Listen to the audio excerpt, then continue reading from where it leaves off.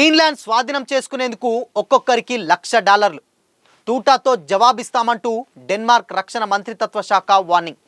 డబ్బులతో మనుషులను కొనడానికి ట్రంప్ పెద్ద ప్లాన్. ఇంతకీ అసలు ఈ గ్రీన్లాండ్ సిటీ ఇష్యూ ఏంటా అనుకుంటున్నారా? అయితే ఛానల్ని సబ్స్క్రైబ్ చేయండి. నమస్తే, welcome to Disha TV. America అధ్యక్షుడు డొనాల్డ్ ట్రంప్ గ్రీన్లాండ్ను అమెరికాలో విలీనం చేయాలన్న తన పాత కలని మళ్ళీ బయటపెట్టారు. వెనిజులా అధ్యక్షుడు మదురో అరెస్ట్ తర్వాత మళ్ళీ గ్రీన్లాండ్ వ్యవహారాన్ని తెరపైకి తీసుకొచ్చాడు.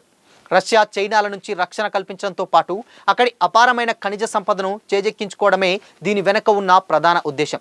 అయితే డెన్మార్క్, గ్రీన్లాండ్ ప్రజలు దీన్ని ఒక దురాక్రమణ ఆలోచనగా పరిగణిస్తూ తీవ్రంగా వ్యతిరేకిస్తున్నారు. గ్రీన్లాండ్ అధికారికంగా డెన్మార్క్ దేశానికి చెందిన స్వయం ప్రతిపత్తి కలిగినటువంటి భూభాగం. 2019లో కూడా ట్రంప్ ఈ గ్రీన్లాండ్ను కొనుగోలు చేస్తామని ప్రతిపాదించగా ఆ ప్రతిపాదనను డెన్మార్క్ తిరస్కరించింది. ఆర్కిటిక్ ప్రాంతంలో రష్యా, చైనా నౌకలు పెరుగుతున్నాయని డెన్మార్క్ ఒంటరిగా ఈ ప్రాంతాన్ని రక్షించలేదని డొనాల్డ్ ట్రంప్ వాదిస్తున్నారు. అమెరికా రక్షణ దృష్ట్యా గ్రీన్లాండ్ తమ నియంత్రణలో ఉండడం చాలా కీలకమని ఆయన పేర్కొంటున్నారు.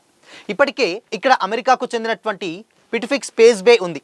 ఇది క్షిపణి హెచ్చరికలు, అంతరిక్ష నిఘాకు అత్యంత కీలకమైన కేంద్రం. యూరప్, ఉత్తర అమెరికా మధ్య అతి తక్కువ దూరంలో ఉన్న మార్గం గ్రీన్లాండ్ మీదుగానే ఉంటుంది.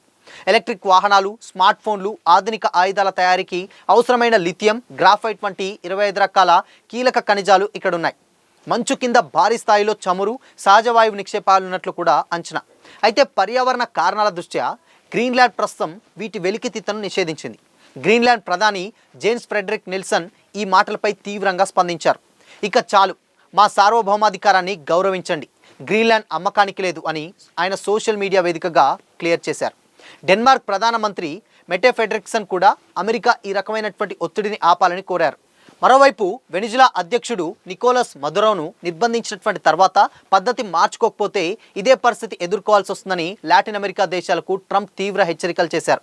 అదే టైంలో గ్రీన్లాండ్ గురించి ట్రంప్ సలహాదారుడు స్టీఫెన్ మిల్లర్ సతీమణి కేటీ మిల్లర్ చేసినటువంటి సోషల్ మీడియా పోస్ట్ సంచలనం రేపింది. అమెరికా జాతీయ జెండా రంగులతో ఉన్న గ్రీన్లాండ్ మ్యాప్ పోస్ట్ చేస్తూ త్వరలో అని పేర్కొన్నారు. ఆ సోషల్ మీడియా పోస్ట్పై స్పందించినటువంటి అమెరికాలోని డెన్మార్క్ రాయబారి జెన్సర్ మయల్లర్ డెన్మార్క్ ప్రాదేశిక సమగ్రతను అన్ని దేశాలు గౌరవించాలని తాము కోరుకుంటున్నట్లు తెలిపారు. అయితే గ్రీన్లాండ్ స్వాధీనం చేసుకునేందుకు ట్రంప్ ప్రభుత్వం ప్రణాళికలు మొదలుపెట్టేసింది.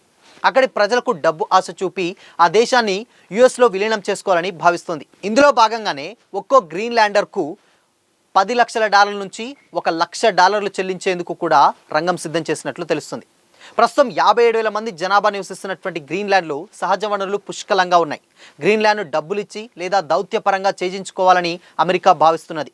అవసరమైతే సైనిక చర్యకు వెనుకాడబోమని కూడా వైట్ హౌస్ ఇదివరకే వెల్లడించింది. డెన్మార్క్ అమెరికా నగదు చెల్లింపు ప్రణాళికపై గ్రీన్లాండ్ ప్రధాని జేన్స్ ఫ్రెడరిక్ నిల్సన్ కూడా మండిపడ్డారు. తమ ప్రాంత భవిష్యత్తును విదేశాలు నిర్ణయించలేవని కూడా చెప్పారు.